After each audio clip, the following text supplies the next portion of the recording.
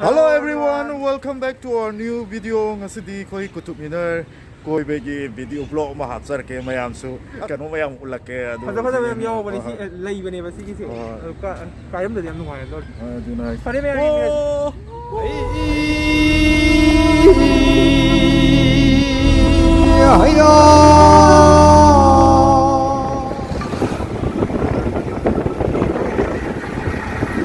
Kutub minar gate आ गया.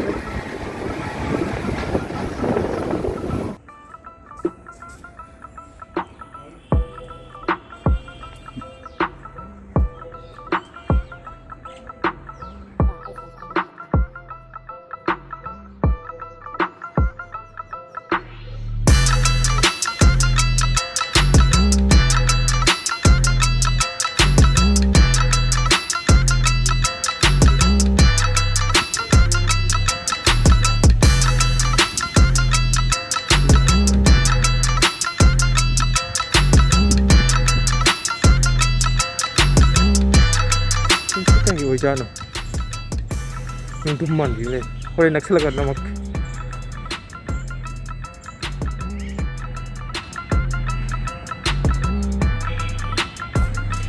em hoy ki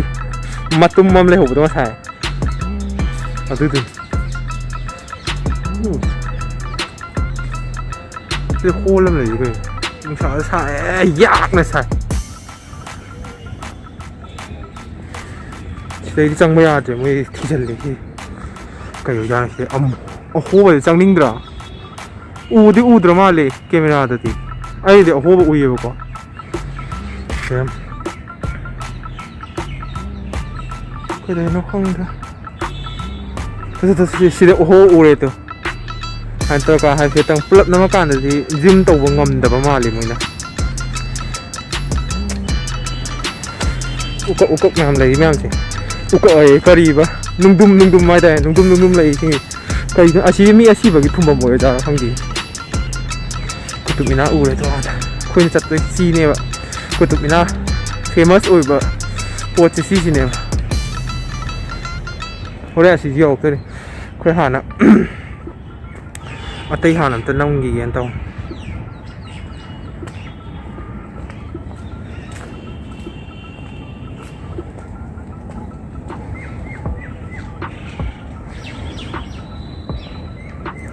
khung chặtไปนะ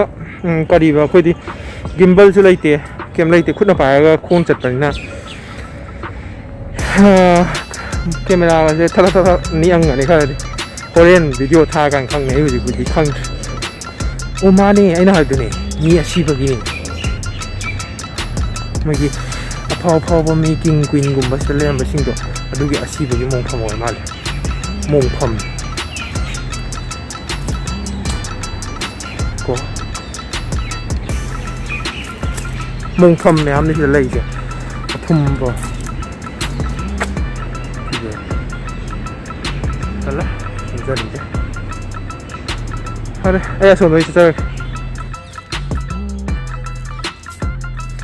ตะกี้อากาศทุกอย่างเรียมเลยเนี่ยอะดูก็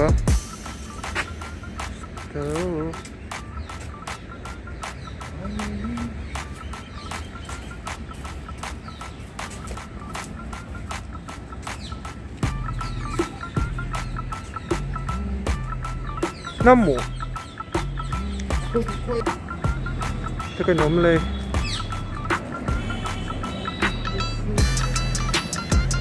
ที่นี่สินะฮาวายเลยไงที่ตัดตรงไงที่กันตรงไหนเนี่ยที่ก็อยู่จังมงคลนี่สิจู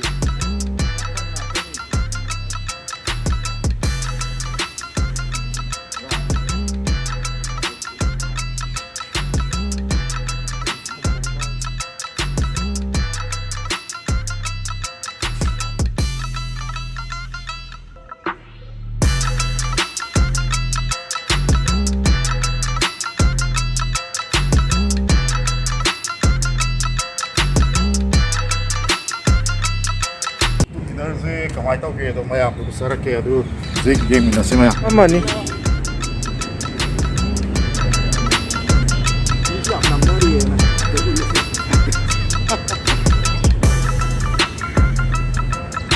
안녕하세요.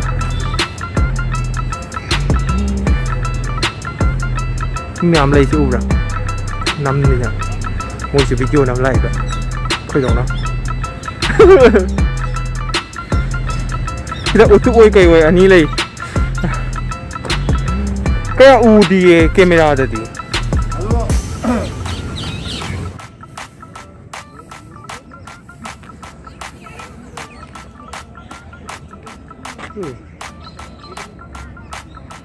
Kutub Minar ya udah. Mana aktif selefan.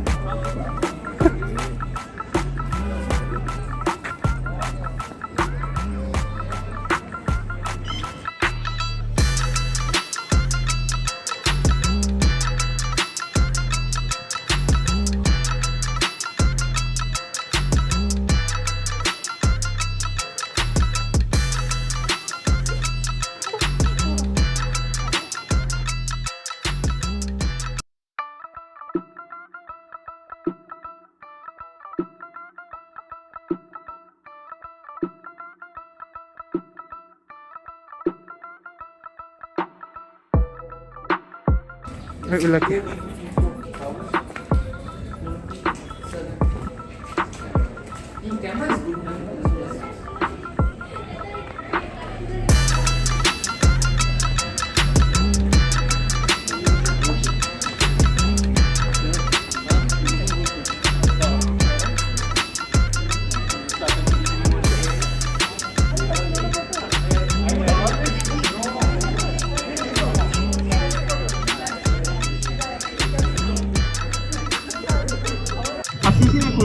Kariwa. Kutub Minar gitu tawar. Kutub Minar tawar aja, kau ini Kutub Minar tawar. Wah, ngambil mau betul amul ngambil. Aduh ulak ya. Sadiam saya. Mas upasi wang berkaya tanah muai. Mas kah kau lihat. Macam ulak ya, sama sih doy kau.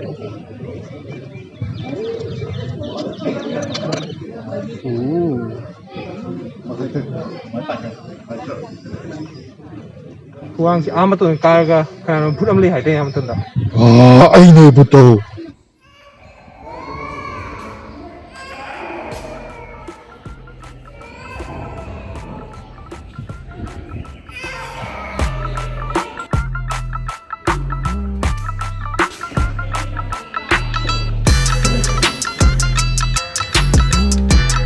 Oh, betul betul.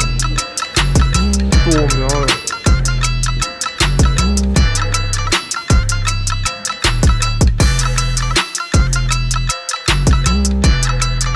Uba si mun hapten mama likon ako. Mun hane giti kraba nara ka doi da. Si uba si kon thaden ba uba.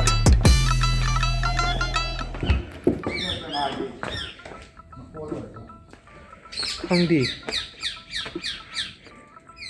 Tomb of Imam Zamim. Imam Zamim gi asiba phumba mormal.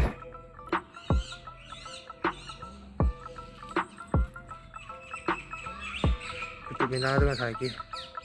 kuang ya sih betul kita kaji, semua nanti.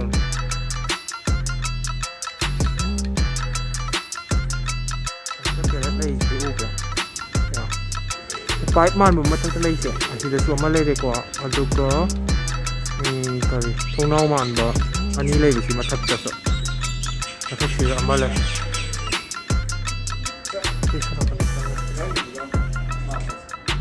Asik. Telet में हमसे उम्र है ऊदी इसलिए क्या आई ना बुद्धि उई है बा कैमरा से दिखाऊं दे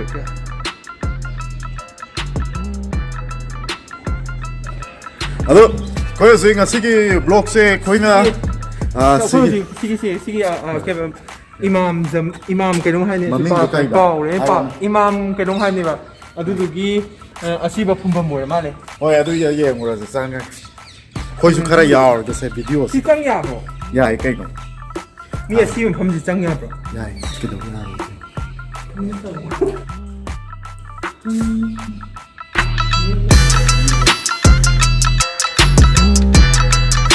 Kayak marble style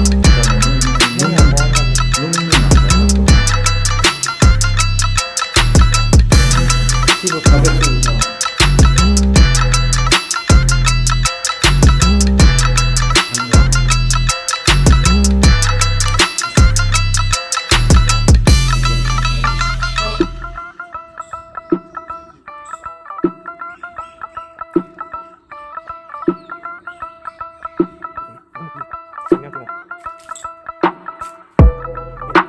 Cái này gì thôi cái nhưng mà thì đã sinh ra em không mà nó ca sẽ đừng nhau vậy cái ca nó chịu mà luôn em học sinh tôi lấy online khi dân cái này tôi lấy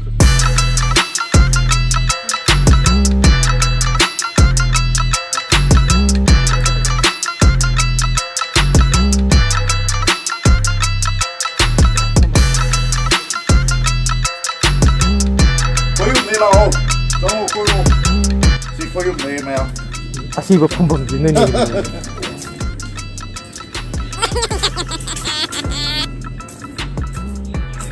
chính là chính mua là lấy đi bắp thịt vịt nào bạc thạch đi lo xí mua nàyมันหลายคนบ่ Naka Naka. That's the debut with the second. กุตุมินาจังเลย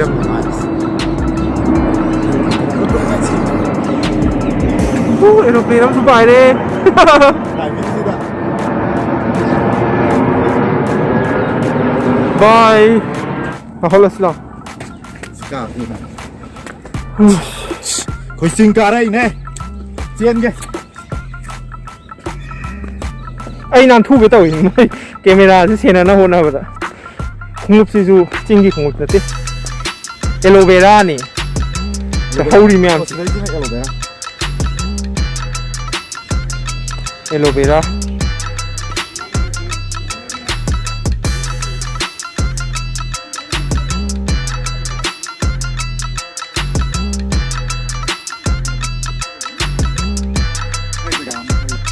ไม่ดังดิกาเดียนนี่หรอ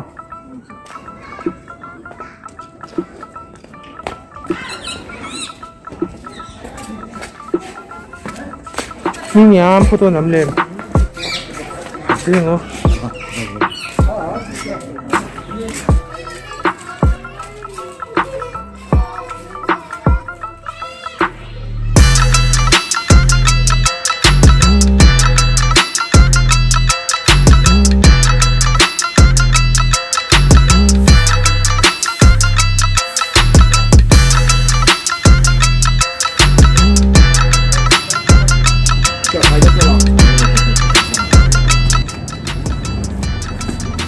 ไอ้ตูนี่นั่งเอาหรือยังอิงเลยเฮ้ทำกุมใครทำยังไงบ้างเดี๋ยวกูจะคิดว่าสิบปีจง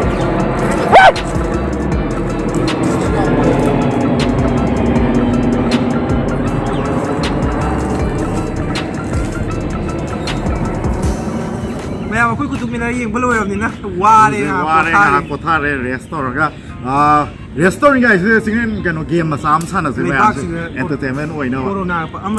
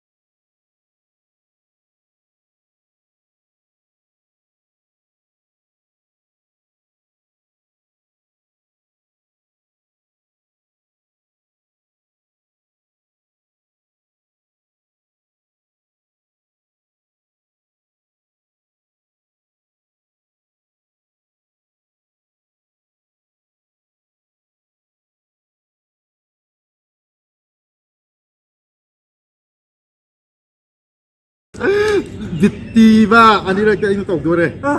ต่อไก่ ꯑꯥꯗꯒꯤ ꯂꯩꯁꯦ ꯑꯁꯤꯅ ꯁꯤꯕꯨ ꯈꯪꯉꯣꯏꯗꯧ ꯆꯨꯝꯃꯣ 하야 하야 하야 하야 아이고 하야 아이 구뚝 미너스도 마야 마망데 이전 핫도레 그 항모 용로 좀 뭐야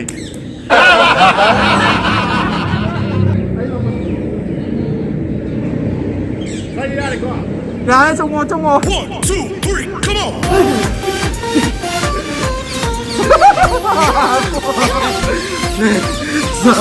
야 야래 항해만 지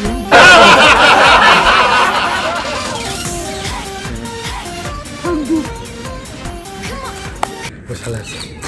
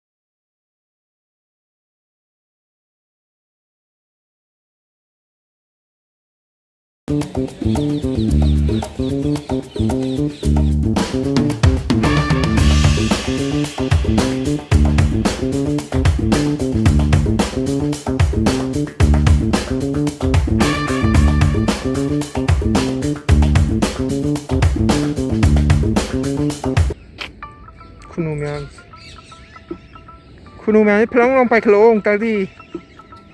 아두 마얌 거의 비디오세 마탄 쓰데 다가짜리 누가 mayamna nungaigadi like tobiramo suggestion bibiramo subscribe tobiramo share tobiramo adu adum haipiro deligi mafam jaga jaga adum chala koi namjar ke adum yari koi ni adu mayam kari ko khoi video se nungai biradi like share subscribe the video no no adum hapsar ke mayam everyone take care bye